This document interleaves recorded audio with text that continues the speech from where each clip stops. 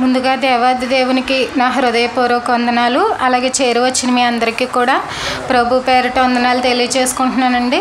ఒక చిన్న ప్రార్థన చేసుకుందాం, తర్వాత వాక్య భాగంలోనికి వెళ్దాము. ప్రార్థన. మహాపరిశుద్ధుడ, మహోన్నతుడ, సర్వ సృష్టికర్తమైనటువంటి మహాప్రియ పరలోకపు కన్న తండ్రి, దేవా మీ ఘనమైన అతి పవిత్రమైన శ్రేష్టమైన నామమునకు తండ్రి లెక్కింపలేని స్తుతులు స్తోత్రములు. దేవా తండ్రి, గత కాలం అంతా కూడా తండ్రి మమ్మల్ని కాచి కాపాడి సజీవులుగా ఉంచి నాయన తండ్రి మాకు కావలసినటువంటి సమస్తాన్ని మాకు దయచేస్తూ దుష్టుడికి ఏమాత్రం చోటు ఇవ్వకుండా తండ్రి మరి ప్రతికూల పరిస్థితిని కూడా తండ్రి ఒక్కొక్కటిగా అనుకూలపరుస్తూ దేవా మీరు మాకెంతో తోడుగా, ఎంతో ధైర్యంగా, ఎంతో నమ్మకంగా ఉన్నందుకు తండ్రి మీకు వందనాలు, స్తుతులు, స్తోత్రములు తండ్రి. దేవా మీరు ఇచ్చినటువంటి ఈ జీవితాన్ని తండ్రి మీకోసం వినియోగించుకునేలాగున్న దేవా ఎటువంటి ఒత్తిడికి గురైనప్పటికీ దేవా మీరు ఇచ్చినటువంటి శాంతితో, సమాధానంతో తండ్రి మరి మమ్మల్ని సరిచేసుకుంటూ, సర్దుబాటు చేసుకుంటూ, అలాగే సమాధానపరుచుకుంటూ తండ్రి మీకోసం బ్రతకగలిగేటువంటి గొప్ప ధన్యతను మాకు ఇవ్వండి ప్రభువా. ఈ పరిశుద్ధ దినాన ఉదయకాల సమయంలో తండ్రి మిమ్మల్ని ఆరాధించుకునేటువంటి గొప్ప విలువైన సమయాన్ని మాకు ఇచ్చారు తండ్రి. మరి మా జీవితంలో విలువైన ఈ రోజుని ఇచ్చారు తండ్రి, మీకు వందనాలయ్యా, స్తుతులు, స్తోత్రములు తండ్రి.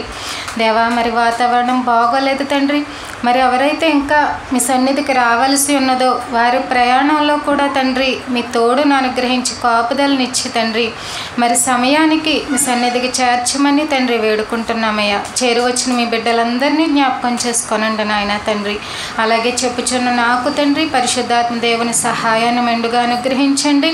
సమయోచితమైన జ్ఞానపు మాటలు తండ్రి సంఘానికి వివరించగలిగేటువంటి శక్తిని ఇవ్వండి తండ్రి.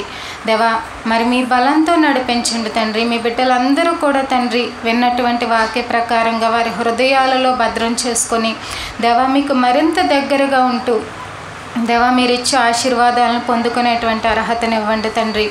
దేవా మీకు లోబడి బ్రతకడం తండ్రి ఎంతో ధన్యతని ప్రతి ఒక్కరూ గుర్తించి మీ మార్గంలో నడవడం తండ్రి మాకు జీవమని మరి జీవానికి మూలమని మరి మేము గమ్యంలో ఉన్నామని, గమ్యస్థానానికి చేరుకునేటువంటి మా లక్ష్య సాధన కొరకు తండ్రి సరైన మార్గంలో ఉన్నామని గుర్తెరిగి తండ్రి ఎటువంటి పరిస్థితుల్లోనూ తప్పిపోకుండా తండ్రి తొట్టిల్లు పడకుండా మరి దుష్టుడి యొక్క తండ్రి వేసేటువంటి ఏ అపాయంలోనూ పడకుండా తండ్రి వివేకం కలిగి, వివేచన కలిగి తండ్రి జీవించడానికి దేవా మీ వాక్కులు మాకు ఎంతో అవసరం నాయన తండ్రి. ఈరోజు కూడా తండ్రి మరి మీరు ఎంతో విలువైనటువంటి విషయాల్ని పొందుపరిచి ఇచ్చినటువంటి గ్రంథం నుండి కొన్ని మాటలు ఆలోచించుతుండగా దేవా మీరే మాతో సూటిగా మాట్లాడండి. ఏ విషయాల్లో అయితే మేము బలహీనలుగా ఉన్నామో మమ్మల్ని బలపరచండి తండ్రి, స్థిరపరచండి దేవా, సత్యమందు ప్రతిష్ఠింప చేయమని తండ్రి వేడుకుంటూ ఈ ప్రార్థన మా ప్రభువును మా రక్షకుడునైన యేసుక్రీస్తు వారి పేరిట అడిగి వేడుకుంటున్నాం పరమ తండ్రి, ఆమేన్. ఈరోజు ఏం మాట్లాడుకుంటున్నామో తెలుసా అండి ఎవరికైనా? ఎందుకంటే నేను క్లూ ఇచ్చాను ఆల్రెడీ. గుర్తుందండి ఏ విషయం గురించి మాట్లాడుకుంటున్నామో? మర్చిపోయారా? లాస్ట్ వీక్ దేని గురించి మాట్లాడుకున్నాం? అస్సలు గుర్తులేదు. దుష్టుడు ఎత్తుకుపోయాడు. అయితే ఏమండి దాని కంటిన్యూషనే చెప్తాను అని చెప్పాను నేను. అది మొత్తం అవ్వలేదు. చెప్పండి ఒక్క మాట అన్నా. ఏదో చెప్పుకున్నాం, ఇంకేదో చెప్పుకోవాలి. మీరు కంటిన్యూ అవ్వకుండా ఉంటే ఎప్పుడుదప్పుడు వదిలేస్తే దానికి ఎలా లింక్ అవుతారు? మరి ఏదో పండగ గురించి అమ్మయ్యా ఏమండి గుర్తు లేకపోతే ఇప్పుడు చెప్పేది ఏమర్థమవుతుందండి? ఏమండి స్వాతంత్రం, మనిషికి స్వాతంత్రం చాలా అవసరం. అది ఒక దేశం నుంచి వస్తేనే గత 78 సంవత్సరాలుగా పండగ చేసుకుంటున్నాం. అంటే ఒకరికి బానిసలం కాదు మనం, స్వతంత్రం ఉంది, స్వేచ్ఛ ఉంది. అలాని దాన్ని దుర్వినియోగపరుచుకోవడం కూడా మనకే నష్టం. ఆ ఇవ్వబడిన స్వాతంత్రం వల్ల మనకి ఏ ఉపయోగం ఉండదు. మరి మన దేశానికి ఎలా స్వాతంత్రం వచ్చింది? మన చట్టం ఎలా చెప్తుంది? చట్టానికి మనం ఎలా లోబడి మనకి స్వతంత్రం ఎలా వచ్చిందో ఒక చట్టం కూడా ఉంది. అంటే మనపై ఒక చట్టం పనిచేస్తుంది. ఆ చట్టానికి లోబడి బ్రతకాలి. స్వతంత్రం వచ్చింది కదా, నేను ఇప్పుడు స్వేచ్ఛాజీవిని కదా, నా ఇష్టానికి నేను బ్రతుకుతాను అంటే కుదరదు. ఒక నియమం పనిచేస్తుంది మనపై. అంటే మనం భారతదేశానికి సంబంధించి భారతదేశ పౌరులం కాబట్టి ఆటోమేటిక్గా పుట్టిన ప్రతి ఒక్కరూ ఏ చట్టం కిందకు వస్తారు? భారతదేశంలో మన రాజ్యాంగంలో ఏ చట్టం అయితే ఉందో ఆ చట్టం కిందకు వచ్చేస్తాడు. ఈ దేశం ఏవైతే హక్కులు ఇచ్చిందో అలాగే కొన్ని ఆజ్ఞలు కూడా ఇచ్చింది. ఇది న్యాయం అంటారా కాదంటారా? న్యాయమేనండి. మరి అంటే స్వతంత్రం దుర్వినియోగపరచుకోకుండా ఉండాలంటే మనకేం కావాలి? చట్టం కావాలి. చట్టం ఉన్నంత మాత్రాన నేరాలు ఆగాయా? ఏం ఆగలేదు. అంటే ఒక చట్టం ఇచ్చి ఇదిగో ఈ సెక్షన్ ప్రకారంగా నువ్వు ఇది దాటితే నీకు ఈ శిక్ష అంటే మనిషికి ఏమన్నా భయం ఉందా? లేదు. అయినప్పటికీ అరికట్టలేకపోతున్నాం నేర చరిత్రని. ఎప్పుడో ఏదో ఒక ప్రక్క ఏదో ఒక నేరం ఏదో ఒక ఘోరం జరుగుతూనే ఉంది. అయితే ప్రతి మనిషి ఆ చట్టానికి లోబడి ఉన్నాడు కాబట్టి ఆ చట్టం పనిచేస్తుంది కాబట్టి దొరకనంత వరకు తిరగొచ్చు, కానీ దొరికితే శిక్ష అమలైపోద్ది ఆటోమేటిక్గా. సరే, ఇప్పుడు దేవుడి చట్టం లోక చట్టం లాగే ఉంటుందా? ఏంటి తేడా? లోక చట్టం ధనవంతుల సైడ్ ఉంటుంది. కొన్ని విషయాలు ఆలోచించాం కదా మనం. అన్యాయం చేసినా తప్పించేసుకోవచ్చు. ఎలాగా? డబ్బిచ్చి లేదా అధికారాన్ని చూపించి లేదా పెద్ద పెద్దోళ్ళు మన చేతుల్లో ఉన్నారనుకోండి, వాళ్ళ రికమెండేషన్ ద్వారా లోక చట్టం నుంచి తప్పించుకోవచ్చు. అయితే మరి దేవుడి దగ్గర కూడా కుదురుతుందా? ఎలాగా? కుదరదు. దేవుడి పరిపాలనలోనికి వస్తే ఇలాగే పరిపాలిస్తాడా దేవుడు? కాదా? తేడా ఉంది. లోక చట్టానికి దేవుడి చట్టానికి చాలా తేడా ఉంది. దేవుడి దగ్గర అందరూ సమానమేనా?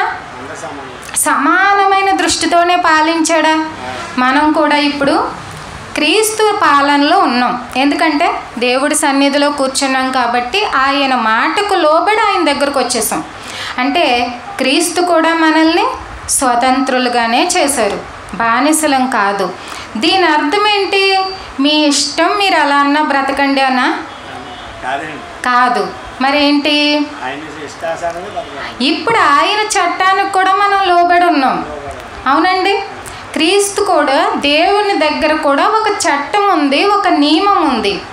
ఆ నియమం ప్రకారంగా బ్రతికితే, దేశ చట్ట ప్రకారంగా బ్రతికితే స్వాతంత్రం ఎలా అయ్యామో దేవుని చట్ట ప్రకారంగా బ్రతికితే ఒకవేళ దేశంలోనన్నా మనకి న్యాయం జరగకపోవచ్చు, కానీ దేవుడి దగ్గర మాత్రం న్యాయమే జరుగుతుంది. ఎప్పుడు?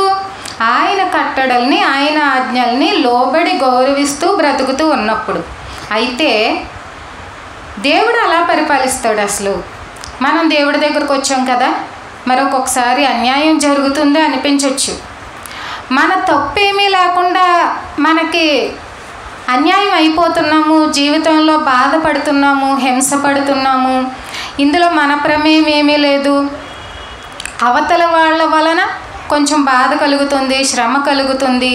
మరి దేవుడు ఒకవేళ ఈ లోకం పట్టించుకోకపోయినా, ఈ చట్టంలో న్యాయం జరగకపోయినా, మరి దేవుడి దగ్గరకు వస్తే న్యాయం జరుగుతుందా? జరుగుతుంది. ఆయన చట్టానికి లోబడి బ్రతికిన వాళ్ళకి ఖచ్చితంగా న్యాయం చేస్తానన్నాడు. అసలు ఆయన ఎలాంటి లక్షణాలు కలిగి ఉన్నాడు? ఎలా పరిపాలిస్తాడు? ఆయన మనసులో మాట ఏంటి?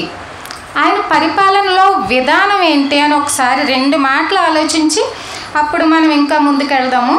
ఒకసారి లేవీకాండం 19:15 చూడండి.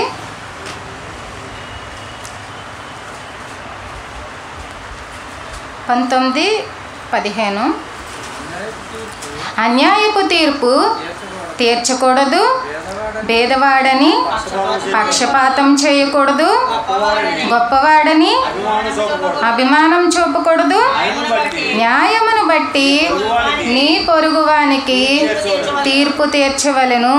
ఇది చాలా ఇంపార్టెంట్ అండి. ఎలా తీర్పు తీర్చాలంటే, భేదవాడు కదా, లేనోడు కదా, మాటలు చెప్పలేడు కదా, వీళ్ళ మాట చల్లదు కదా, సమాజంలో వీళ్ళకి అసలు ఎన్నిక లేదు కదా, లేదా స్త్రీలే కదా, బలహీనురాలు కాబట్టి ఇలా చేయకూడదు, మీరు ఎలా పరిపాలించకూడదు, మీ వాడని కూడా మీరు అభిమానం చూపించకూడదు. ఫైనల్గా ఇప్పుడు ఒక తగువులోనికి, ఒక వివాదంలోనికి 2 పార్టీలు వస్తారు, ప్రతిపక్షం ఇంకొకడు. అయితే వచ్చినప్పుడు నీ వాడని నీ వాడేపు చెప్పేసుకుంటావా తీర్పు? తప్పైనా సరే అంటే నా వాడని నా వాళ్ళ వైపు నేను చెప్పొచ్చా? చెప్పకూడదు.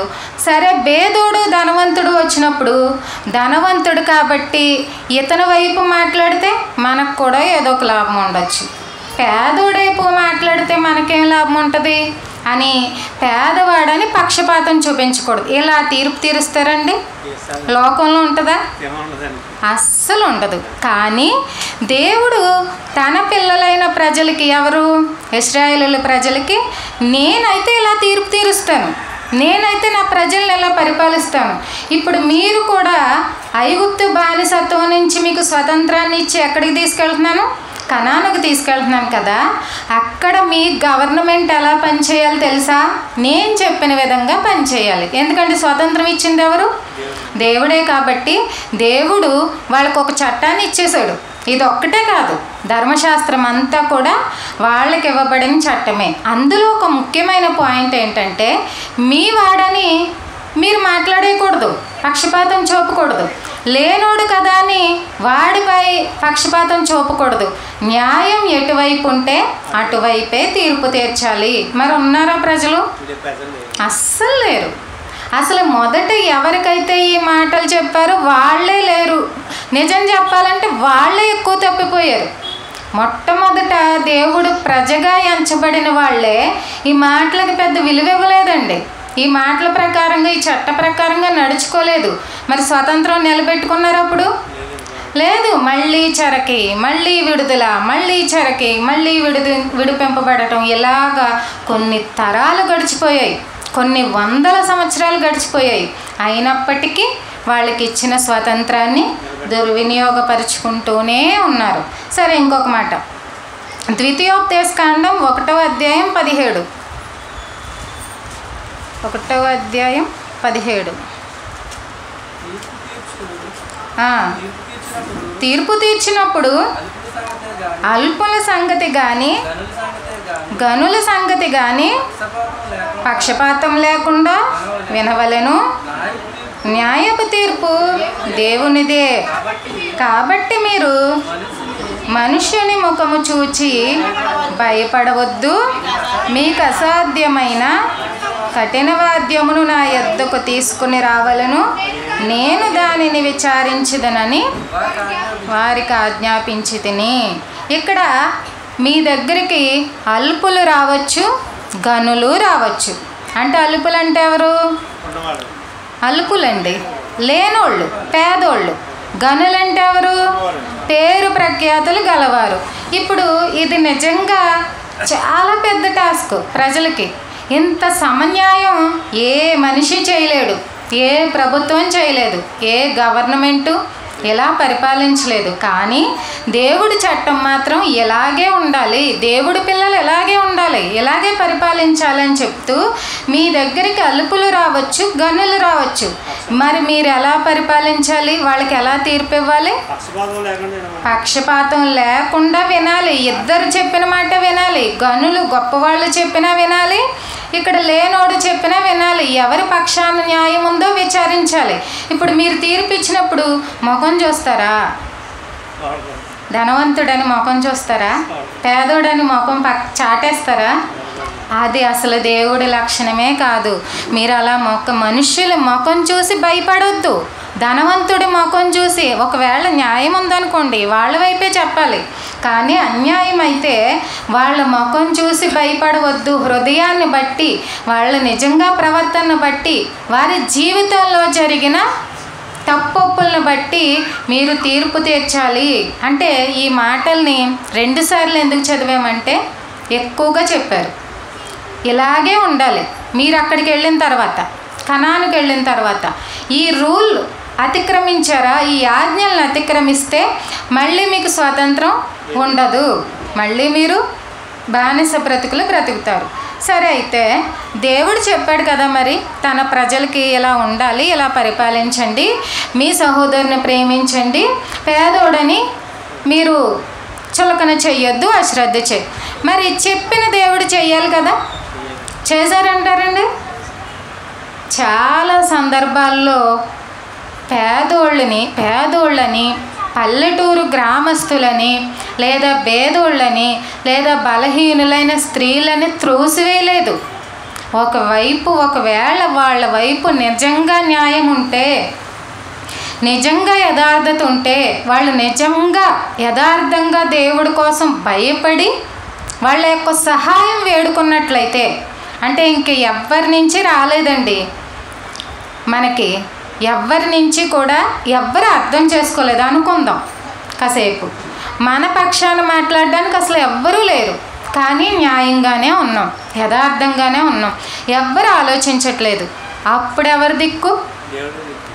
వాళ్ళకా మనకా? మనకైనా ఆ రోజు ప్రారంభం నుంచి ఉన్నటువంటి జనాంగానికైనా నీకు లోకంలో న్యాయం జరగకపోతే ఎవరి దిక్కు? దేవుడే దిక్కు. ఎందుకంటే దేవుడి చట్టం ఎలా ఉంది? చాలా న్యాయంగా ఉంది, స్వార్థం లేకుండా ఉంది, యథార్థంగా ఉంది. కేవలం మనం చేయవలసింది ఏంటంటే ఆయన చట్టానికి లోబడి బ్రతకడమే.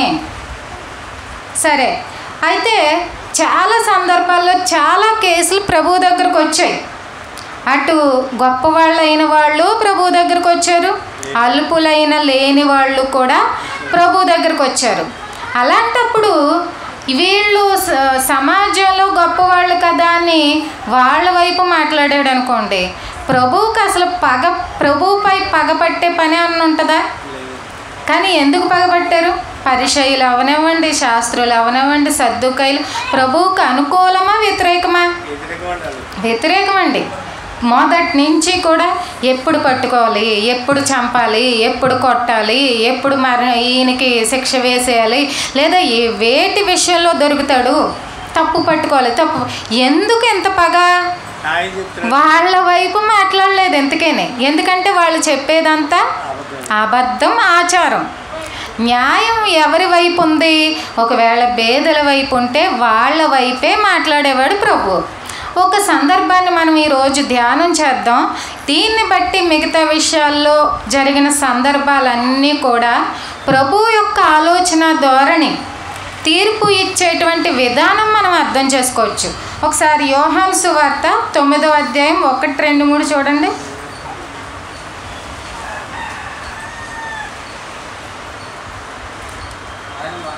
ఆయన మార్గమున పోవుచుండగా పుట్టుగురుడ్డి అయిన ఒక మనుష్యుడు కనబడెను. ఆయన శిష్యులు, బోధకుడా, వీడు గురుడ్డివాడై పుట్టుటకు ఎవడు పాపం చేసను? వీడా, వీని కన్నవాడా అని ఆయన అడుగ్గా, యేసు, వీడైనను వీని కన్నవారైనను పాపము చేయలేదు, కానీ దేవుని క్రియలు వీని యందు ప్రత్యక్షపరచబడుటకే వీడు గురుడ్డివాడిగా పుట్టెను. చాలమ్మా, ఇక్కడ జాగ్రత్తగా ఆలోచించండి. ప్రభు ఎవరిని చూశాడంట? ఇంకొక క్వాలిఫికేషన్ ఉంది ఆ వ్యక్తికి.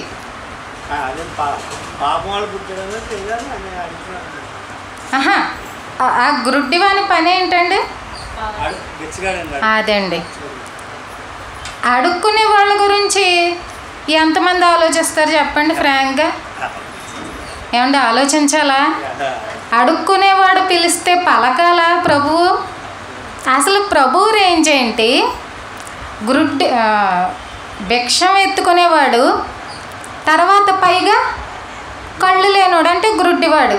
అంటే ఏమైనా ఎన్నిక ఉందా అసలు సమాజంలో లోకపరంగా? అసలు ఎవరైనా గుర్తుపెట్టుకునే వ్యక్తా?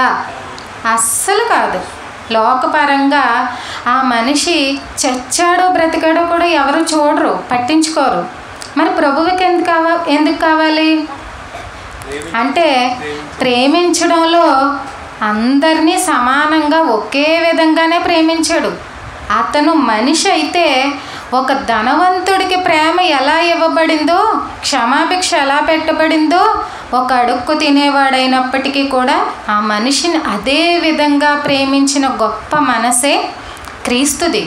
ఆ మనసు కలిగి ఉండమన్నాడు తన పిల్లలైన ప్రజలందరికీ, నాడున్నటువంటి ఇశ్రాయేలీలకి, నేడున్న మన క్రైస్తవులందరికీ కూడా. అయితే ఆ గురుటివాడు ప్రతిరోజు భిక్షమెత్తుకుంటున్నాడు, కళ్ళు లేవు. ఎంతోమంది చూసుంటారు. మహా అయితే ఏం చేసి ఉంటారండి? ఒక చిల్లర వేసి ఉంటారు, అంతేనండి. ఒక రూపాయో చిల్లర వాళ్ళ దగ్గర ఉన్నదేదో ఉంటారు.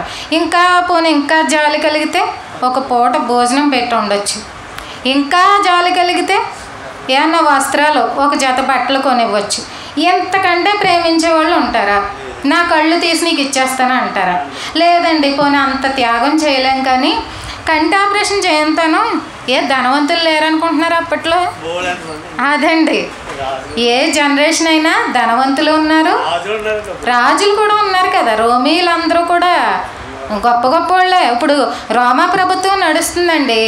రోమా గవర్నర్ వచ్చి పోన్లే ఇతను పాపం రోజు ఇలాగా బాధపడుతున్నాడు, ఏ ఆపరేషన్ చేయించేసామనుకోండి, తన పని ఏదో తను చేసుకొని తన బ్రతికేదో తను బ్రతుకుతాడు అనుకోవచ్చు కదా. ప్రభుత్వాలే చేయగలరు ఏమన్నా చేయాలంటే. అలాంటిది చూశారు, వెళ్ళిపోతారు, మహా అయితే చిల్లరేస్తారు. ప్రభు ఏం చేశారు మనందరికీ తెలుసు కదా. ఇక్కడ ఏం చేశారు?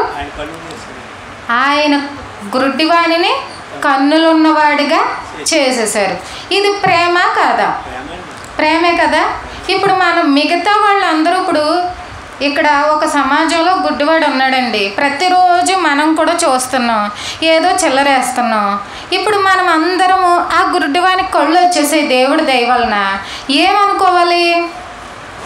అమ్మయ్య, ఎవరో ఒకళ్ళ వలన నీకు మేలు జరిగింది కదా, పోనీలే ఇప్పటి వరకు నీ పని ఏదో నువ్వు చేసుకోలేకపోయావు, నీ బ్రతికేదో బ్రతుక్కోలేకపోయావు, ఇప్పటి నుంచి అన్నా నువ్వు హ్యాపీగా ఉండు, ఇదంతా దేవుడు కృప అనే మనసన్నా ఉండాలా లేదా? మనకి ఉండాలండి. మరి అప్పుడు సమాజం ఎలా ఉంది, అసలు లోకం ఎలా ఉంది? ఏమండి, ఇది కూడా తప్పేనా ఇప్పుడు? అంటే నువ్వు ఎలాగో చేయలేవు, మనం ఎలాగో చేయలేదు. ప్రభువేమో ప్రేమ చూపించాడు, ప్రభువేమో దయ చూపించాడు, ఎవ్వరూ ఇవ్వలేని విలువైన బహుమతిని జాలిపడి ఇచ్చాడు. అప్పుడు ప్రభు ఒక మాట అన్నారు, మనం 3వ వచనంలో చదివాం. అదే ఇక్కడ ఇతను పాపం చేయలేదు, వీళ్ళ కన్నవారు చేయలేదు, కానీ దేవుని మహింపరిచి నిమిత్తము ఇతనికి గుడ్డివాడయ్యాం. ఇప్పుడు ఈయన మాటలో భావం ఏంటంటే, నిజానికి ఇతను గుడ్డివాడైంది చాలామంది గుడ్డోళ్ళ కళ్ళు తెరిపించాలి ఇతని వలన. అంటే కళ్ళున్నామని అనుకుంటూ అందులుగా గుడ్డివారిగా ఉండిపోయిన కళ్ళు తెరవబడాలి. ఇది జరగాలంటే ఈ గుడ్డోడు ఈ గుడ్డి భిక్షగాడు అయినా ఈ ఒక సాధనంగా ఒక పాత్రగా అక్కడ ఉండాలన్నమాట. ఆ వ్యక్తి సమాజానికి ఎన్నికలేని వ్యక్తి ప్రభువుకు సాధనమయ్యాడు అక్కడ. తర్వాత ఏమైందో చూద్దాం. ఇంకా 13 నుంచి 17 వరకు చదవండి. అంతకుముందు గుడ్డి అయింది వాడిని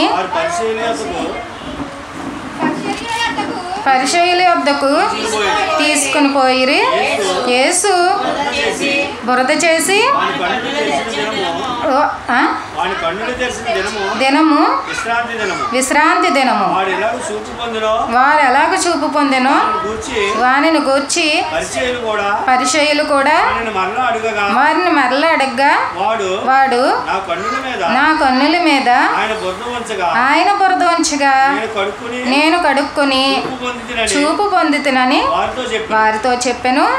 కాగా పరిసయ్యులలో కొందరు ఈ మనుష్యుడు విశ్రాంతి దినము ఆచరించుటలేదు గనుక దేవుని యొద్ద నుండి వచ్చినవాడు కాడనిరి. మరికొందరు పాపి అయిన మనుష్యుడు ఇలాంటి సూచక్రియ ఎలా చేయగలడనిరి. ఇట్లు వారిలో భేదము పుట్టెను. కాబట్టి ఇక్కడ ఆగుదాము. ఇక్కడ పరిసయ్యులకు తెలిసిందండి ఆ మాట ఈ మాట. పరిసయ్యులకి ఆ నోట ఈ నోట పరిసయ్యులకి తెలిసింది. పరిసయ్యులు వచ్చి ఇప్పుడు ఈయన ఏమని అడుగుతున్నారు, నీ కన్నులు ఎలా వచ్చాయి? ఇప్పుడు ఈ గ్రుడ్డి భిక్షగాడు ఏమని చెప్తున్నారు, ఏమో నా కళ్ళపై బురద పూసి ఆ కోనేటిలోకి వెళ్ళి కడుక్కోమన్నాడు, ఆయన నాకు కన్నులు ఇచ్చాడు అని చెప్తున్నారు. ఇప్పుడు వీళ్ళకి ఏమనిపించాలి, పరిసయ్యులకి ఏమనిపించాలి అంటే ఆగండి చెప్తురు కానీ పరిసయ్యులకి తను గ్రుడ్డ కళ్ళు లేనైనా తెలుసా లేదా? తెలుసు. రోజు భిక్షం అడుగుతూ తన జీవనాన్ని సాగిస్తున్నాడని తెలుసా లేదా? తెలుసు.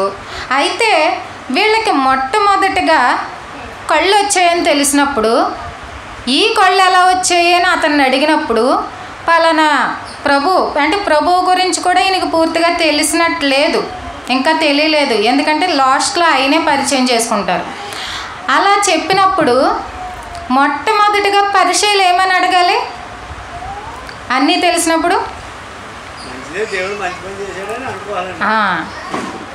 చాలా మంచి పని చేశారు, చాలా గొప్ప పని చేశారు దేవుడు కాబట్టి, దైవత్వం ఉంది కాబట్టి మనుషులు చేయలేని పని, మనుషులకు అసాధ్యమైన పని ఈయన ఫోన్లే చేశారు. ఫోన్లే బాబు ఇప్పటికైనా కళ్ళు వచ్చాయి, సంతోషమేగా. ఇప్పుడు ఎవరి కళ్ళు పోలేదు కదండి, అతనికి ఇచ్చినంతట్లో ఎవరు నష్టపోలేదు, అతను లాభపడ్డారు. మరి వీళ్ళేమడిగారు? అది అవసరం అండి అంటే ప్రశ్న ఏమని అడగాలి? అసలు ప్రశ్న అడగడం కూడా రాలేదు వీళ్ళకి. ఏమని అడగాలి? ఎలా చేసావయ్యా? పుట్టుకతో గుడ్డివాడికి కళ్ళు ఎలా ఇచ్చేసావు? ఒక ఆపరేషన్ చేసినా కానీ అది 100% సక్సెస్ అవ్వదు, కొంత చేస్తారు అంతే. అంటే పట్టొచ్చు కదా, వెంటనే జరగదు అది కూడా. అంటే కొన్నాళ్ళ తర్వాత ఆ కట్లు ఇప్పిన తర్వాత కొంత కనపడుతుంది. అది కూడా ఒరిజినల్గా పుట్టుకతో ఎలా ఉందో అలా రాదు. అయితే ఇంత మిరాకిల్ జరిగింది కదా, ఇంత అద్భుతం జరిగింది కదా, ఎవరు నీకు చేసింది? ఏంటి ఈయన స్పెషాలిటీ, ఈయన ప్రత్యేకత ఏంటి? ఎలా చేశారు? ఏ శక్తితో చేశారు? అసలు ఎంత కనికరం ఏంటి ఈయన పైన అని అడగాల? విశ్రాంతి దినాన్ని ఎందుకు చేసామని పట్టుకుంటారా? అంటే విశ్రాంతి దినం కాకపోతే మేము చేసేద్దాం కదా, అవుతుందా? అవ్వదు కదా, వీళ్ళ వల్ల ఎలాగ అవ్వదు. ఎవరో వచ్చి చేశారు, దేవుడు వచ్చి చేశారు, అప్పటికీ అసూయేనండి, స్వార్థమేనండి. అది మనుషుల యొక్క పరిపాలన, మనుషుల యొక్క మనసు ఇలాగే ఉంటుంది. నువ్వు ఎలా చేసావు, ఏం జరిగింది అని అడగలితే ఒప్పుకోలేకపోతున్నారు. ఇతనికి కళ్ళు వస్తే విశ్రాంతి దినాన్ని చేయడం ఏంటి? విశ్రాంతి దినం అవసరం అక్కడ? విశ్రాంతి దినం అన్నా ఎందుకు పెట్టాడు దేవుడు? ఒక మనిషి రక్షింపబడాలని. ఇప్పుడు ఆ వ్యక్తికి మంచి మేలే జరిగింది కానీ కీడేం జరిగిపోలేదు కదా విశ్రాంతి దినాన. ఇది పక్కన పెడతాం. ఇది జరుగుతుండగా తర్వాత 17 నుంచి 23 వరకు చదవండి మళ్ళీ. తర్వాత కాబట్టి వారు మరలా ఆ గ్రుడ్డివానితో అతడు నీ కన్నులు తెరిచినందున నీవు అతను గూర్చి ఏమని కనుచున్నావని అడగగా వారు ఆయన ఒక ప్రవక్త అనను. చూసారా, అంటే ఈయనకి పూర్తిగా కొద్దిగా తెలుసు కానీ ప్రవక్త అనుకుంటున్నాడు. ఎందుకే దేవుని కుమారుడు దేవుడే అనుకోవట్లేదు. ఇప్పుడు అంటే ఏదో ఒక మహత్యం గలవ అంటే ప్రవక్తలు చూడండి, ప్రవక్త అన్న మాట నెరవేరిపోయేది పూర్వంలో. పాస్టర్లు అంటున్నాం కదా ఇప్పుడు, అప్పుడు ప్రవక్తలు అనేవారు కదా. ప్రవక్తలు ఏం ప్రవచిస్తే అది జరిగిపోయేది. ఇప్పుడు ప్రవక్తల్లో మహత్యం ఉందా? ఆ మాటలో మహత్యం ఉందా? దేవుడు చెప్పించి చేశాడు కాబట్టి ఉందా? అంటే దేవుడిలో ఉంది మహిమ. ప్రవక్త అనేవాడు కూడా దేవుడికి మనిషికి మధ్య ఒక వారధి లాంటి వాడు. ఇప్పుడు చెప్పమన్నది ఆయనే, దేవుడు చెప్పిస్తాడు, ప్రవక్త చెప్తాడు, జరిగించేది ఎవరు అక్కడ?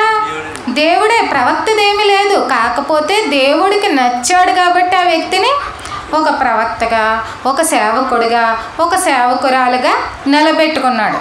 ఇక్కడ నీ కళ్ళు వచ్చాయి కాబట్టి నువ్వేమనుకుంటున్నావు అసలు అతని గురించి? వీళ్ళకెందుకు టెన్షన్? ఇప్పుడు ఏమనుకుంటాడండి?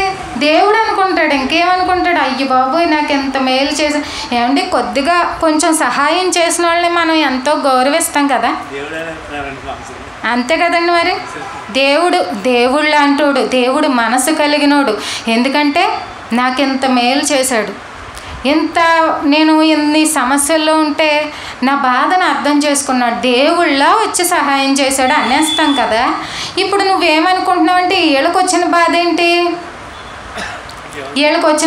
ఇప్పుడు ఏమనుకుంటాడు? గుర్తుపెట్టుకుంటాడు జీవితాంతం దేవుళ్ళ కొలుస్తాడు.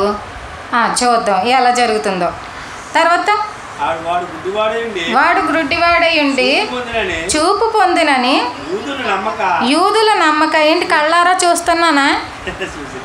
చూశారు కదా, అక్కడ జరిగిన విషయం చూశారు. నమ్మక చూపు పొందినవా అని తల్లిదండ్రులను పిలిపించి గుడ్డివాడై పుట్టనని మీరు చెప్పు, మీ కుమారుడు వీడేనా? అలాగైతే ఇప్పుడు వీడు ఎలాగ చూచుచున్నాడని వారిని అడగ్గా. అంటే తల్లిదండ్రులు ఏమైనా గుడ్డోడి కింద పుట్టకుండా గుడ్డోడని సమాజానికి చెప్పేశారని వీళ్ళ డౌట్. అంటే ఇప్పుడు కళ్ళారా చూసి కూడా యూదులు ఏం చేస్తున్నారంట? నమ్మలేకపోతున్నారు.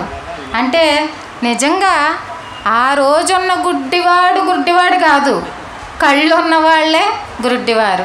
ఇప్పుడు ఆ కళ్ళు ఉన్న వాళ్ళకి కళ్ళు తెప్పించాలంటే ఈ గుడ్డివాడు కావాలి. ఎవరికి? ప్రభువుకి. వీళ్ళు కళ్ళారా చూసి ఎప్పటి నుంచో అక్కడ పడి కూర్చొని భిక్షాటన చేయడం చూశారు. ఇంకా డౌట్ ఏంటి? తల్లిదండ్రులను పిలిపించి నిజంగా గుడ్డి కుమారుడైన నీకున్న అతనికి నిజంగా కళ్ళు లేవా? ఇతనేనా అతను కాదా? మీరేమైనా అబద్ధం చెప్తున్నారా?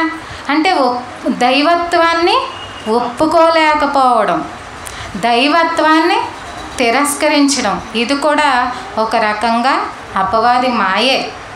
ఒక మత పిచ్చిలో ఉన్నటువంటి ఒక మాయ. వీళ్ళు ఉన్నటువంటి మతాన్ని అడ్డు పెట్టుకుని దైవత్వం కనబడకుండా దుష్టుడు మోసం చేస్తున్నాడు. అయితే అప్పుడు వాళ్ళేం చెప్పారు?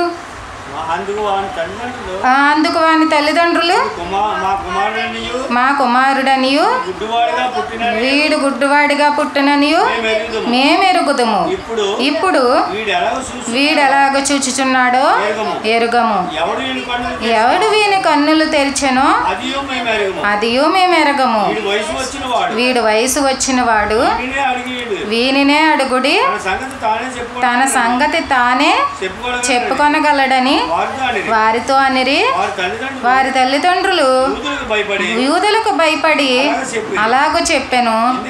ఎందుకనగా ఆయన క్రీస్తు అని ఎవరైనాను ఒప్పుకొని ఎడల వానిని సమాజ మందిరంలో నుండి వెలువేతుమని యూదులు అంతకు మునుపు నిర్ణయించుకొని ఉండిరి. ఇక్కడ తల్లిదండ్రులకి తెలుసు ఎంతకైనా ఎవరు క్రీస్తని, క్రీస్తే ఇతను కళ్ళు తెరిచి కళ్ళు ఇచ్చాడని తెలుసు.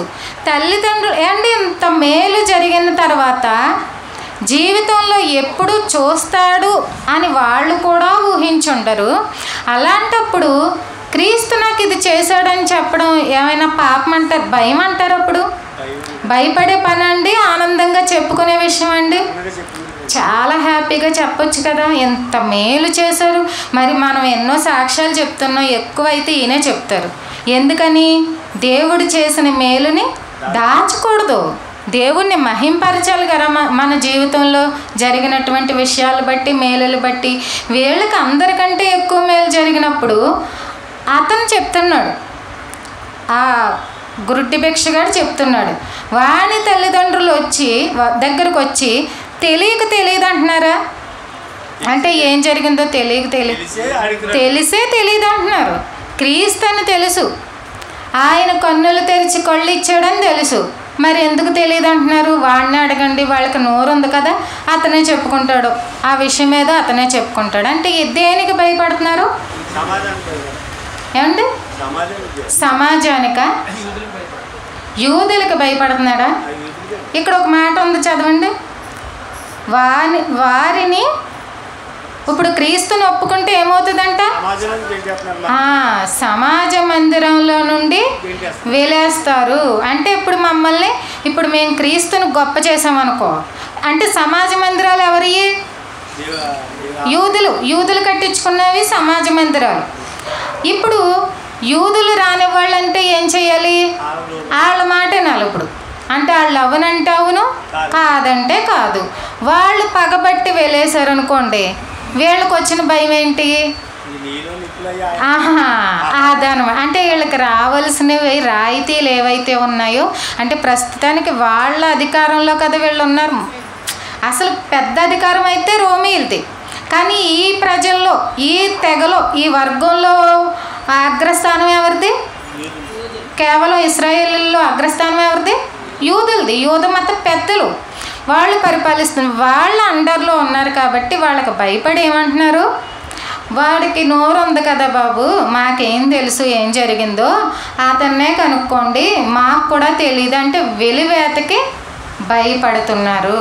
అంటే మా పెళ్ళిళ్ళకి రారు, మా తద్దినాలకి రారు, మా పుట్టినరోజులకి రారు, మమ్మల్ని వాళ్ళతో కలుపుకోరు, మాకు రావాల్సిన పెన్షన్లు ఎవరు, మాకు ఇవ్వాల్సినటువంటి ఆహారాన్ని మాకు దక్కనివ్వరు అని ఇలా భౌతికంగా ఆలోచించి భయపడుతున్నారే తప్పితే జరిగినటువంటి ఆశీర్వాదాన్ని చెప్పుకొని సంతోషపడేంత స్థితిలో వీళ్ళు కూడా కనబడట్లేదు. తర్వాత మళ్ళీ మనం ఒకసారి ఆ గురుడ్డి భిక్షగాని దగ్గరికి వెళ్దాము. అతనే రైట్ అనిపించాడు ఇందులో. అతనే ప్రవక్త అని చెప్పాడు, ఒప్పుకున్నాడు. అతను ఎన్నిసార్లు వీళ్ళు నీకేం చేశాడు, నువ్వేమనుకుంటున్నావు, ఏమనిపించింది ఇప్పుడు అంటే ఏమనిపిస్తుంది అండి, అంత మేలు పొందుకున్నాడు, హ్యాపీగానే కదా ఉంటాడు. సరే, అతను మాట మారుస్తున్నాడో లేదో చూద్దాం. ఎక్కడ ఉన్నాం? 23 నుంచి 28 వరకు చదవండి. సారీ. కావున వాని తల్లిదండ్రులు వాడి వయసు వచ్చిన వాడు వారిని అడుగురి కాబట్టి వారు గ్రుడ్డివాడై ఉండిన మనుష్యుని రెండో మారు పిలిపించి దేవుని మహింపరచుము, ఈ మనుష్యుడు పాపి అని మేము ఎరుగుదుమని వానితో చెప్పగా, వాడు ఆయన పాపియో కాదో నేను ఎరుగును, ఒకటి మాత్రం నేను ఎరుగుదును, నేను గుడ్డివాడై ఉండి ఇప్పుడు చూచుచున్నానన్ను. అందుకు వారు, నీకేం చేసను, నీ కన్నులు ఎలా తెరిచినని మరలా వానిని అడగగా, వాడు ఇందాక మీతో చెప్పి తిని గాని మీరు వినకపోతిరి, మీరెందుకు మరలా వినగోరుచున్నారు, మీరును ఆయన శిష్యులగుటకు కోరుచున్నారా ఏమి అని వారితో అనెను. అందుకు వారు, నీవే వాని శిష్యుడవు, మేము మోసే శిష్యులము. చాలా ఇక్కడ అసలే వాళ్ళకి మంటెక్కిపోతుంది. దేనికని? ఈయన కొళ్ళు వచ్చాయి, వాళ్ళకేమో బీపీ వచ్చింది. నీకు మరలా పిలిపించుకున్నప్పుడు ఏం చెప్తాడండి? జరిగిందే కదా చెప్తాడు.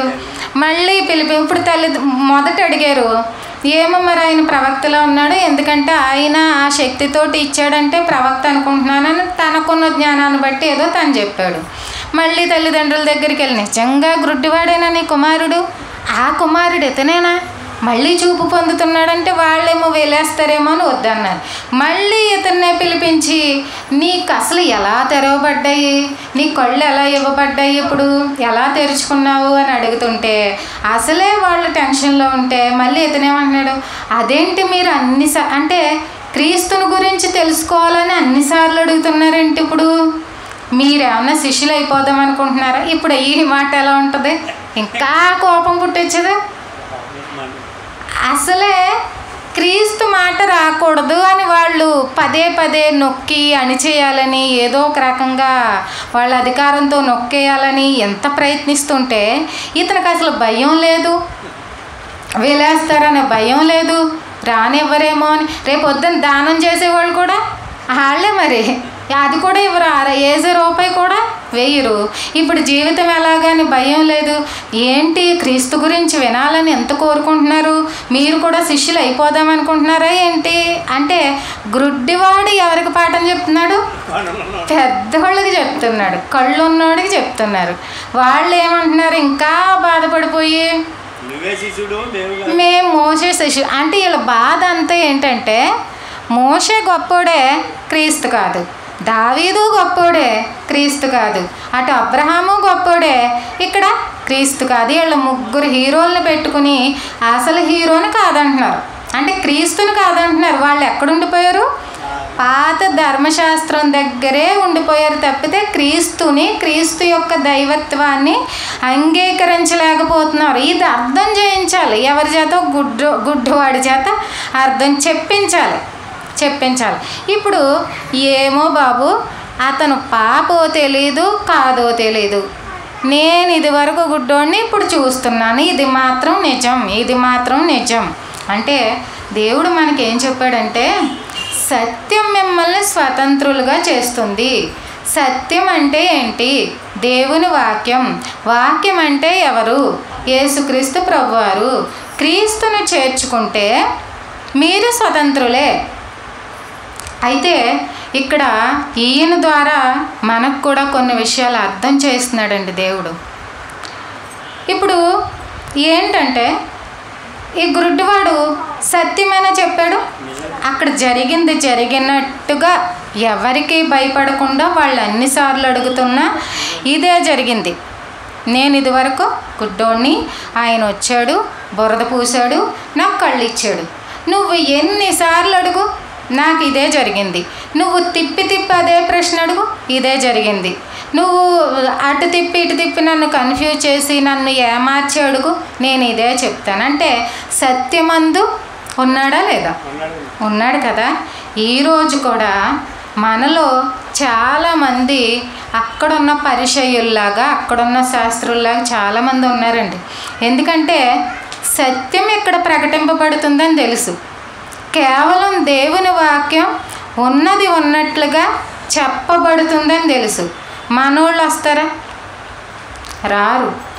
కొందరు వచ్చేవాళ్ళు వస్తారు అంతే. సత్యం కావాలి, వాక్యమే కావాలి, మాకు క్రీస్తే కావాలి అనుకునే వాళ్ళు వస్తారు. కానీ అప్పుడు సమాజ మందిరం నుండి వెలివేస్తారని వాళ్ళు ఎలా భయపడ్డారో, ఇప్పుడు కూడా వాళ్ళు వెళ్తున్న సంఘాలకు వెళ్ళకపోతే మాకు సభ్యత్వం ఉండదు, మాకు విలువ ఉండదు, మాకు గౌరవం ఉండదు. రేపు పంచేవి అంటే ఎప్పుడో సంవత్సరానికి ఒకసారి కొన్ని ఇస్తారు కదా, పంచేవి ప్రతిరోజు ప్రతి వారం వాళ్ళకి కనబడకపోతే మాకు ఇవ్వరు, మాకంటూ ఈ సంఘంలో ఒక విలువ ఉండదు. అంటే అటు వెళ్తున్నారు, ఇటు వస్తున్నారు, వీళ్ళని పెద్ద లెక్క చేయక్కర్లేదు అని నిజంగా సత్యం చెప్పే వాళ్ళ దగ్గరికి రారండి. ఎంత చెప్పని, ఎంత ఉన్నది ఉన్నట్టుగా చెప్పని, ఎంత వివరించని, మాకు సభ్యత్వమే ముఖ్యం, మేము వెళ్ళే సంఘాలకి వెళ్ళకపోతే మా ఏంటి చూడలేదా మీరు ఎవరినని? మా పాస్టర్ గారు ఒప్పుకోరు, మా పాస్టర్ గారు వెళ్ళనివ్వరు. అంటే అక్కడ లేకపోయినా పర్వాలేదు, ఎంతగా లేకపోయినా పర్వాలేదు, ఎంతగా చెప్పకపోయినా పర్వాలేదు, కానీ మనకేం కావాలి? సభ్యత్వం కావాలి. మనకేం కావాలి? అక్కడ గుర్తింపు కావాలి, అక్కడ ఇచ్చేటువంటి కొన్ని బహుమతులు కావాలి. మరి క్రీస్తు వద్దా? మరి మనకి ముఖ్యంగా మనం ఓటేయాల్సింది ఎవరికి? క్రీస్తుకే కదండి, వాక్యానికే కదా. ఉన్నది ఉన్నట్టుగా చెప్పే వివరించగలిగే వాక్యానికే కదా. తర్వాత ఇంకేం చూస్తారు? ఇంటర్నేషనల్గా తిరిగిన సువార్థికుడైతే ఎక్కువ మంది వస్తారు. అవునండి కాదండి? అంటే లోక మర్యాద చొప్పున మనం నడుచుకోవట్లేదా? అంటే ఎన్ని దేశాలు తిరిగారు, ఎంత ఖరీదైన కార్లలో తిరిగారు, సమాజంలో ఇతనికి ఎంత పేరుంది, ఎంత హోదా ఉంది. వాళ్ళు వచ్చారనుకోండి, అప్పుడు మనుషుల యొక్క సంఖ్య కూడా ఆటోమేటిక్గా పెరిగిపోద్ది. ఇప్పుడు సత్యానికి విలువిచ్చేది ఏది మరి? ఒకప్పుడు ఉన్న సమాజమే ఇప్పుడు కూడా అలాగే ఉంది కదా. మరి వదిలేస్తారేమో మమ్మల్ని, వాళ్ళ దృష్టిలో పడితే మాకేదో లాభం ఉంటుంది, ఈ భేదోళ్ళ పక్కన ఉంటే మనకేం లాభం ఉంటుంది? ఇప్పుడు క్రీస్తు అంటూ, వాక్యం అంటూ, సత్యము అంటూ ఉంటే మనకెలా జరుగుతుంది? మనకు అక్కడ సభ్యత్వం. అక్కడ పరిచయులా పరిశుద్ధుడా అంటే గ్రుడ్డుడు ఏం చెప్పాడండి? పరిచయులు కావాలా, పరిశుద్ధుడు కావాలా? పరిశుద్ధుడే కావాలి. పరిచయులు నువ్వు వస్తే ఏంటి, నువ్వు వెలేస్తే వెలేసుకోవయ్యా, నాకు క్రీస్తే కావాలి. నువ్వు మాట్లాడితే మాట్లాడవయ్యా, నాకు క్రీస్తే కావాలి. నువ్వు నా ఇంటి ఫంక్షన్స్కి వస్తేరా, లేకపోతే లేదు, నాకు ఎవరు కావాలి? క్రీస్తే కావాలి. నా ఓటు ఎవరికి? క్రీస్తే కావాలి. ఈరోజు సభ్యత్వమా, లోకంలో గుర్తింప, పరిశుద్ధుడా? మీ ఓటు ఎవరికి? క్రీస్తు కాబట్టి ఇక్కడ ఉన్నాం. అవునండి, మనం అందరమనే. అంటే వేరే చోటకి వెళ్ళొద్దు అని కాదు, ముఖ్యంగా సత్యానికి ఓటేయమని చెప్తున్నారు ఇక్కడ. వాళ్ళ తల్లిదండ్రులు కూడా విలేస్తారేమో అని భయపడ్డారు. మరి క్రీస్తుని చేర్చుకుంటే సమాజం విలేస్తుందని భయపడుతూ, సమాజం లెక్కలోకి తీసుకోదని మా పాస్టర్ గారు ఒప్పుకోరంటూ, మమ్మల్ని మళ్ళీ అందులోకి రానివ్వరేమో అంటూ డినామినేషన్ల పేరుతో మనం కొట్టుకుంటే, నిజంగా క్రీస్తుని అంగీకరిస్తే, ఒకవేళ నిజంగా వాళ్ళు దూరం చేస్తే, ఈ గుడ్డివాడిని ఏం చేశాడో చూద్దామా? ప్రభు చూడండి 34 చూడండి. అందుకు వారు, నీవు కేవలం పాపివై పుట్టినవాడవు, నీవు మాకు బోధింపవచ్చితివా అని వానితో చెప్పి వాని వెలివేసెను. అంటే ఇప్పుడు ఎన్నిసార్లు చెప్పినా ఎవరికి ఓటేసాడు? ఇప్పుడు క్రీస్తుకి వేసాడు. ఇప్పుడు పెద్దలు ఎవరు అక్కడ సమాజంలో అధికారులు, హోదాలో ఉన్నవాళ్ళు ఎవరు? పరిచయులు, శాస్త్రులు, యూదులు. వాళ్ళ వైపు ఉంటే వాళ్ళు చూస్తారు. వాళ్ళ మాట కాదని క్రీస్తు వైపు ఉంటే వాళ్ళు పట్టించుకుంటారా? చూస్తారా? ఏమీ చూడరు. అయినప్పటికీ అతను ఆలోచించకుండా, నాకు ఇదే జరిగింది, నేను సత్యమే చెప్తాను, నాకు ఈ మేలు చేసినోడు నేను మర్చిపోను, ఇదిగో నాకు ఈ ప్రభువే చెప్పాడు అంటే, నువ్వు గుడ్డోడు అయి ఉండి మాకు చెప్తావా అని చెప్పి అతన్ని వెలివేయడం అంటే ఏంటి? ఇంకా వదిలేయడం, పట్టించుకోకపోవడం. ఈరోజు ఈ భయాలు మనలో కూడా ఉన్నాయి. సత్యం చెప్తున్నామంటే రారు, సభ్యత్వం కావాలి. అక్కడ ఉన్న గుర్తింపు, పెద్ద పెద్ద సంఘాలలో మనకు గుర్తింపు ఉండాలి. అక్కడ వాక్యం లేకపోయినా పర్వాలేదు, అంతగా పైన వెళ్ళిపోయినా పర్వాలేదు. మనం జ్ఞానం సంపాదించుకుంటున్నామా, లేదంటే మనుషుల మెప్పు కోరి వెళ్తున్నామా? ఇక్కడ మనం జ్ఞానం సంపాదించుకుంటేనే చివరి రోజు వరకు సత్యంలో నిలబడగలుగుతాం. అయితే వీళ్ళ కూడా వెలివేసి, తల్లిదండ్రులు భయపడినట్టుగానే వెలివేసి వెళ్ళిపోతే తర్వాత ఏం జరిగిందో 35 చదవండి. పరిచయులు వానిని వెలివేసిరని యేసు విని వానిని కనుగొని, నీవు దేవుని కుమారుడు అందు విశ్వాసం ఉంచుచున్నావా అని అడిగాను. ఇప్పుడు ఆగండి, చాలు, ఈ ఒక్క మాట చాలండి, మనం బతికేచ్చాం కదా. ఈ ఒక్క మాట మనల్ని బ్రతికింపచేస్తుంది. ఇప్పుడు పరిచయులు వదిలేశారండి, ఎవరు పట్టుకున్నారు? దేవుడు పట్టుకున్నాడు.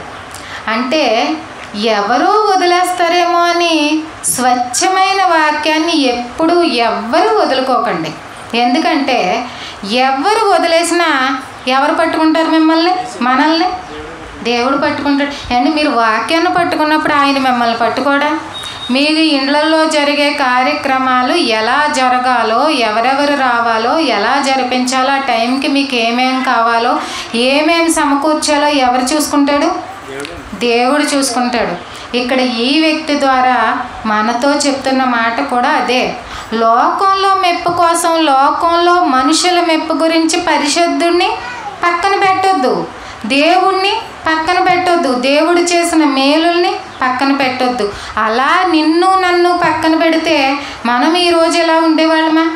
దేవుడు క్రీస్తు ప్రభు వారు వచ్చి లోకానికి వచ్చి చిచ్చిచ్చి నేను చిన్నోళ్ళ గురించి ప్రాణం పెట్టను, ఎందుకంటే నా ప్రాణం నాకు చాలా విలువైంది, పైగా పాపం లేని రక్తం, అది పాపం లేని రక్తాన్ని నీలాంటి చిన్నోడు గురించి, నీలాంటి చిల్లరోడు గురించి, నీలాంటి ఒక అడుక్కు తినేవాడు గురించి ఎందుకు పెట్టాలి?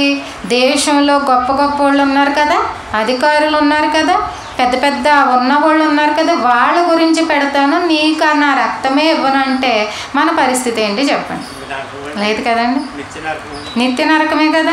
మనకి ఇంకొక చోట ఎక్కడుంది క్షమాభిక్ష? ఏమంటే దేవుడు ఇంత సమన్యాయంగా పరిపాలించినప్పుడు మనం పరిశుద్ధుడినే కోరుకోవాలి తప్పితే లోకం వైపు, లోకంలో ఉన్నటువంటి గుర్తింపు వైపు వెళ్ళిపోకూడదు. ఒకవేళ మిమ్మల్ని సత్యం నిమిత్తం ఎవరైనా హింస పెట్టినా, విడిచిపెట్టినా, క్రీస్తు మిమ్మల్ని పట్టుకోవడానికి సిద్ధంగా ఉన్నాడు. అప్పుడు మీకు జరగవలసిన ఏమీ మనుషుల వలన ఆగిపోవు, దేవుడి వలన ఇంకా మీరు ఊహించిన దానికంటే, ఇంకా మీరు కోరుకున్న దానికంటే ఘనంగా జరుగుతాయి. ఈ రకంగా దేవుడు ఎన్నికలేని ఒక గుడ్డివానికి అంత సహాయం చేశాడు. ఎన్నికలేని ఒక వ్యభిచార స్త్రీ గురించి కూడా దేవుడు ఆమె పక్షాన, అంటే ఆమెని ఎంకరేజ్ చేసినట్టు కాదు. అక్కడ అందరూ ఏమనుకున్నారంటే నీచురాలు, హీనురాలు అని వేలెత్తి చూపించారు. ఆయన ఏం చూశాడు? ఆమెను బ్రతికించుకోవాలి, ఆమెలో ఉన్న పాపాన్ని తీసివేయాలి. అలాంటప్పుడు ఏం చేయాలి? ప్రేమ అనే ఆయుధాన్ని ఆమెకిచ్చి, క్షమాపణ అనే క్షమాభిక్షను ఆమెకిచ్చి మరలా తిరిగి జన్మింపచేశాడు. ఇంత ఓర్పు, ఇంత ప్రేమ, ఇంత క్షమాగుణం ఉన్న ప్రభు పరిపాలనలో ఉండడం మనకి శ్రేయస్కరం అండి కాదండి? ఎవరిని ప్రభు తృణీకరించి, ఇంకా అనేక సందర్భాలలో చూడండి, ప్రభు ఎప్పుడు కూడా దీనుల పట్ల దయ చూపాడు, పేదల పట్ల ప్రేమ కలిగి ఉన్నాడు.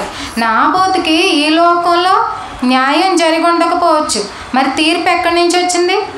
దేవుడి దగ్గర నుంచి వచ్చింది. తర్వాత లాజరుకి ఈ లోకంలో న్యాయం జరిగిందా? కనీసం ఒక్కళ్ళన్నా పట్టించుకున్నారని చచ్చిపోయే వరకు దరిద్రుడుగా అని మహా కట్టిక దరిద్రంలోనే చనిపోయాడు. మరి ఎంత గొప్ప బహుమతి ఇచ్చేసాడు దేవుడు. అబ్రహాము దగ్గర ఉన్నటువంటి స్థానాన్ని ఇచ్చేశాడు. అంటే ఒకవేళ లోకంలో మీకు న్యాయం జరగకపోవచ్చు, ప్రభువును హత్తుకున్నామని కొందరు వెలివేసి ఉండొచ్చు, కానీ మనకి న్యాయం ఎక్కడి నుంచి జరుగుతుంది? దేవుడి దగ్గర నుంచి. గొప్పోడికి ఎలా ప్రాణం ఇచ్చాడో పేదోడికి అలా ప్రాణం పెట్టిన దేవుడు న్యాయాన్ని పంపించలేడా? సమన్యాయ పరిపాలన మనకి చేయలేడా? ప్రతి ఒక్కరిని సమానమైన దృష్టితో చూడలేడా? అయితే ఇలా చూస్తాడని అర్థమైంది కదా మనందరికీ. అంటే ఎవరి వైపు న్యాయం ఉందో వాళ్ళ వైపు వాళ్ళకి ఖచ్చితంగా న్యాయం చేస్తాడు. ఒక భిక్షగాన్ని కూడా దాటి వెళ్ళిపోయిన ప్రభువు మనల్ని కూడా దాటిపోడండి, మనం ఆయన చట్టానికి విధేయులో బ్రతికితే. అయితే ఇక్కడ సాతాను ఒక మోసం చేయొచ్చు. మళ్ళీ ఏమని చెప్తాడు తెలుసా? ఇదే స్వతంత్రాన్ని అడ్డం పెట్టుకుని నీవు దేవుడి దగ్గర ఉండడం కూడా ఒక బానిసవే. ఎందుకంటే న్యాయంగా బ్రతకమంటాడు, కనికరం కలిగి ఉండమంటాడు, యథార్థంగా బ్రతకాలంటాడు, దీనుల పట్ల దయ చూపమంటాడు. ఇవన్నీ మరి నిన్ను అణిచివేయడం కాదా? అంటే తను చెప్పిన ఆజ్ఞను అతిక్రమించకూడదు. ఇప్పుడు దేశం ఉందండి, ఒకసారి దేశం దగ్గరికి వెళ్ళాలి. దేశంలో చట్టం ఉంది, మనకి పౌర హక్కులు ఇచ్చింది, కొన్ని జీవించడానికి కొన్ని హక్కులు ఇచ్చింది. చట్టం పనిచేయట్లేదు అక్కడ. ఏంటి దొంగతనం చేస్తే మరి దేశం స్వతంత్రమే కదా, స్వతంత్ర దేశమే కదా, ఒప్పుకుంటుందా? మరి ఒప్పుకోదు. కానీ ఇక్కడ ప్రభువు కూడా ఇదిగో ఆజ్ఞను అతిక్రమిస్తే ఒప్పుకోవడం. ఇదే మాటను మనకు చూపిస్తూ నీ తండ్రి నిన్ను బానిసం చేశాడు, నీకు స్వతంత్రాన్ని ఏమి ఇవ్వలేదు, స్వేచ్ఛనేమి ఇవ్వలేదు అంటాడు. ఏం చెప్దాం అప్పుడు? నిజమేనండి. మరి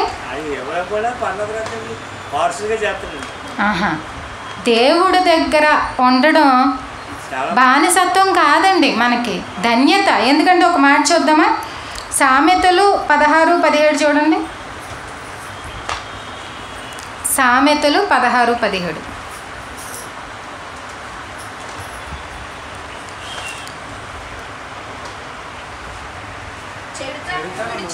చెడుతనం విడిచి నడుచుటయే యథార్థవంతులకు రాజమార్గము, తన ప్రవర్తన కనిపెట్టువాడు తన ప్రాణమును కాపాడుకొను. ఇప్పుడు ప్రభువు చెప్పింది ఏముంది? చెడుతనాన్నే కదండి వదిలేయమన్నాడు. ఇప్పుడు మనల్ని అణిచివేతకు గురి చేసే మార్గం ఏదన్నా ప్రభువు చెప్పాడా? అంటే సాతాను ఎందుకు ఎలా చెప్తాడు అంటే, మొదట దేవుడిపై తిరుగుబాటు చేసింది ఎవరు? సాతానుకు ఆ లక్షణం ఉంది. మనుషులే పుట్టకముందు, సృష్టే పుట్టకముందు దేవుడిపై తిరుగుబాటు చేసి, అంటే అప్పటి వరకు సాతాను పని ఏంటి? ఒక దూతగా దేవుడు చెప్పిన పని చేయాలి. ఏంటి? మాట్లాడమంటే మాట్లాడాలి, లేదా ఈ పని చేయమంటే చెయ్యాలి, వెళ్ళి భూమి మీదకి వెళ్ళి యుద్ధాలు చేయమంటే చెయ్యాలి. కొందరు దూతలు బాగానే ఉన్నారు, కానీ కొందరికి చెడు తలంపు వచ్చి ఏమని ఆలోచన వచ్చింది? అసలు ఇతను చెప్తే, అంటే ఈయన చెప్తే మనం ఎందుకు వినాలి? ఈయన స్థానంలోనే కూర్చుంటే సరిపోద్ది కదా, మనం ఆజ్ఞ ఇచ్చే విధంగా ఉండొచ్చు కదా అని ఒక చెడు తలంపు తనకు వచ్చింది. ప్రతిఫలంగా ఏమయ్యాడు అపవాది? యోధాపత్రిక ప్రకారంగా కట్టిక చీకటి గల నిత్య నరకానికి వెళ్ళిపోయాడు, అక్కడ బంధించేశాడు. ఇదే లక్షణాన్ని ప్రజల్లో పెట్టదా పాడు చేయడానికి? పెట్టాడు. ఇక్కడ సామెతల్లో మనకి ఏం ప్రభువు అన్ని మార్గాల్ని ఆలోచిస్తే, అన్ని ఆజ్ఞల్ని ఆలోచిస్తే ఒకటే కనబడుద్ది, చెడుతనం విసర్జించే, వదిలే, పాపం వదిలే. ఎందుకని? అదే నీకు రాజమార్గం. నువ్వు యథార్థంగా బ్రతుకు, అది నీకు రాజమార్గం. తర్వాత నీ ప్రవర్తన, యథార్థ ప్రవర్తన నీ ప్రాణాన్ని కాపాడుతుంది. ఇప్పుడు మన ప్రాణాన్ని ఇక్కడే కాదు, నిత్య జీవితంలో కూడా కాపాడుకుంటాము. అంటే ఏ రకంగా చూసినా దేవుడిది బానిసలుగా చేశాడంటే దేవుడు ఆజ్ఞలు ఇచ్చేసి లేదు, ప్రాణాన్ని కాపాడుకునే రాజమార్గం చూపించాడు. ఇది మన కళ్ళకు కనబడినవదు. ఇది మన కళ్ళకు కనబడకుండా, ఇదిగో ఇది తినొద్దంటాడు, అక్కడికి వెళ్ళొద్దంటాడు, ఇది చూడొద్దంటాడు, ఇది చేయొద్దంటాడు, పాపం అంటాడు, ప్రతిదీ ఇలా చెప్పి మోసగిస్తే ఆ మోసానికి కూడా ఒకడు బలైపోయాడండి. లక్కీగా దేవుడు మళ్ళీ చేర్చుకున్నాడు కాబట్టి సరిపోయింది. ఎవరు? అపవాదితో పాటు కాదు, తప్పిపోయిన కుమారుడు కూడా ఎలా ఆలోచించి నా ఆస్తి నాకు పంపించా అంటే ఏమని ఆలోచించాడు? తండ్రి దగ్గర స్వేచ్ఛ లేదనుకున్నాడు, తండ్రి దగ్గర భద్రత, తండ్రి దగ్గర రక్షణ, తండ్రి దగ్గర జీవం, తండ్రి దగ్గర రాజమార్గం మనందరికీ కూడా. అక్కడ ఆ కుమారుడు కూడా స్వేచ్ఛ లేదనుకుని ఇలాగే అపవాది లక్షణాన్ని తీసుకొని నా ఆస్తిని పంచిచ్చే, నేను వెళ్ళి సపరేట్గా వ్యాపారం చేసుకుని బ్రతుకుతాను. బ్రతకగలిగాడా? మరి వెళ్ళిపోయిన తర్వాత శ్రమల పాలే కదండి అయిపోయాడు. తండ్రి దగ్గర అలాగే ఉన్నాడా? అస్సలు లేడు. కాబట్టి ఒకవేళ ఇలాంటి ప్రలోభాలకి ఏమన్నా సాతాను గురి చేస్తే వాడికి ఉన్న లక్షణాన్ని మనలో చూపించాలని, మనల్ని కూడా దూరం చేయాలని కోరుతున్నాడు. దేశం హక్కు ఇచ్చినప్పుడు, దేశం ఒక చట్టం కింద బ్రతకమన్నప్పుడు, అది న్యాయమైనప్పుడు, దేవుడు స్వతంత్రం ఇచ్చినప్పుడు, దేవుడు కూడా ఒక చట్టానికి ఇచ్చి లోబడి బ్రతకమన్నప్పుడు ఇది కూడా మరింత న్యాయమే. ఎందుకంటే ఇక్కడ ఒక్కొక్కసారి జరగకపోవచ్చు, కానీ మన పక్షాన దేవుడు ఉన్నంత వరకు, దేవుడితో మనం నడుస్తున్నంత వరకు కూడా మనకి న్యాయం చేయడానికి మన ప్రభువు ఎప్పుడూ సిద్ధంగా ఉన్నాడు. కాబట్టి స్థితిని బట్టి, హోదాను బట్టి, సామాజికంగా ఉన్న గౌరవాన్ని బట్టి ఎవరు బాధపడొద్దు, భయపడొద్దు. దేవుడి చట్టానికి ప్రతి ఒక్కరూ నిలబడదాం. అలాగే అపవాది పెట్టేటువంటి మాయకు దూరంగా ఉందాము. దేవుడి దగ్గర మనం బానిసలం కాదండి, ధన్యులమే. నిజానికి ఆయన ఏం చెప్పినా సరే కానీ మనకి మేలుకరంగానే చెప్తాడు. దేశం ఏ చట్టం ఇచ్చినా ప్రజలకు మేలే కదా. అసలు చట్టమే లేదనుకోండి ఎలా ఉంటుంది? పట్టుకోగలం? అసలు ఒకళ్ళనొకళ్ళు నరికేసుకోరు, ఒకళ్ళనొకళ్ళు చంపే ఉంటేనే ఆగట్లేదు. కాబట్టి న్యాయమైన విధులు విధించినప్పుడు అది మనకి రాజమార్గమే. అది ప్రాణాన్ని కాపాడుకోవడమే, అది జీవ మార్గమే. కాబట్టి ప్రతి ఒక్కరూ కూడా దేవుడి పరిపాలన నుంచి తొలగిపోవద్దు, సత్యం నుంచి తొలగిపోవద్దు. ఏ విషయంలోనైనా సరే మీ ఓటు, మనందరి ఓటు కూడా సత్యానికే, సత్యమందు ప్రతిష్ఠింప చేయబడాలి అనేది దేవుడి కోరిక. ప్రతి ఒక్కరూ కూడా వాక్యానికి లోబడి బ్రతుకుతాం, ఆయన ఇచ్చేటువంటి న్యాయపు తీర్పులోనికి వెళ్ళాలి. కానీ అన్యాయంగా అవిధేయులైపోయి శిక్షకు వెళ్ళిపోకూడదు ఏ ఒక్కరం కూడా. ఒకవేళ లోకంలో జరగకపోవచ్చు, తండ్రి దగ్గర చివరికి అంతం ఎవరి చేతిలో పడాలి? దేవుడి చేతిలో. ఫైనల్గా దేవుడు అయినప్పుడు భయం ఎందుకు? ఇంక మనకి ఎలాగో న్యాయమే ఇస్తాడు, మనకి న్యాయమైన తీర్పులోనికే తీసుకొస్తాడు. అక్కడ స్వార్థం పనిచేయదు, రికమెండేషన్ పనిచేయదు, లంచాలు పనిచేయదు, స్త్రీ అని పురుషుడని భేదం లేదు, గొప్పోడని ధనవంతుడు పేదోడని లేదు. కాబట్టి పక్షపాతం లేని తండ్రి దగ్గర భద్రంగా మనందరం ఉందాము, మన జీవితాలు దేవుడికి అనుకూలంగా మలుచుకుందాం. కాబట్టి ఒక చిన్న ప్రార్థన చేసుకుందాం. మహాపరిశుద్ధుడా, మహోన్నతుడా, సర్వోన్నతుడా, దేవా, మీ ఘనమైన అతి పవిత్రమైన నామానికి తండ్రి లెక్కింపలేని స్తుతులు స్తోత్రములు తండ్రి. ఇంతవరకు దేవా మీ అమూల్యమైన కృపతో మాతో మాట్లాడినందుకు వందనాలు, స్తుతులు స్తోత్రములు చెల్లించుకుంటున్నాం ప్రభువా. ఏ ఒక్క విషయంలోనూ మిమ్మను తండ్రి మీ మాటలను కానీ మేము అపార్థం చేసుకోకుండా తండ్రి బలహీనమైన మనస్సాక్షిని, బలహీనమైన జ్ఞానాన్ని మేము కలిగి ఉండకుండా తండ్రి మీ యందు పరిపూర్ణులుగా ఉండుటకు దేవా మాకు సహాయం చేయండి. మీ కృప చూపండి నాయన తండ్రి. దేవా మమ్మల్ని ఎంతగో గొప్పగానో ప్రేమిస్తున్నటువంటి మా క్రీస్తు ప్రభువారిని కూడా అంతే గొప్పగా ప్రేమించేలాగున తండ్రి, ఆయన పనిని అంతే చిత్తశుద్ధితో చేయలాగున తండ్రి అటువంటి మనస్సును మా అందరికీ దయచేయండి తండ్రి. సంఘాన్ని ఇంకా తండ్రి మరి అభివృద్ధి పరచండి. ఇంకా అనేక కుటుంబాలని తండ్రి మరి మా సంఘంలో చేర్చమని, ఇంకా అనేక రకాలుగా తండ్రి అభివృద్ధి పరచమని తండ్రి వేడుకుంటున్నాం తండ్రి. చేరువచ్చిన మీ బిడ్డలందరినీ కూడా దేవా ఆశీర్వదించండి నాయన తండ్రి. వారికి లోకంలోనూ ఎటువంటి అన్యాయము జరగకుండా తండ్రి దేవా ప్రతి విధమైన కీడు నుంచి కూడా తప్పించమని తండ్రి, ప్రతి కుటుంబానికి మీ కాపుదల భద్రతాన్ని ఇస్తూ నాయన తండ్రి, చిన్నపిల్లలకు మంచి జ్ఞానాన్ని అనుగ్రహిస్తూ తండ్రి దేవా మంచి భవిష్యత్తును దయచేయమని, మా జీవితాలన్నీ కూడా తండ్రి మీ మార్గంలో నడవడానికి సహాయం చేయమని, కృప చూపమని వేడుకుంటూ ఈ ప్రార్థన మా ప్రభువును మా రక్షకుడైన యేసుక్రీస్తు వారి పేరిట అడిగి వేడుకుంటున్నాం పరమ తండ్రి. ఆమేన్.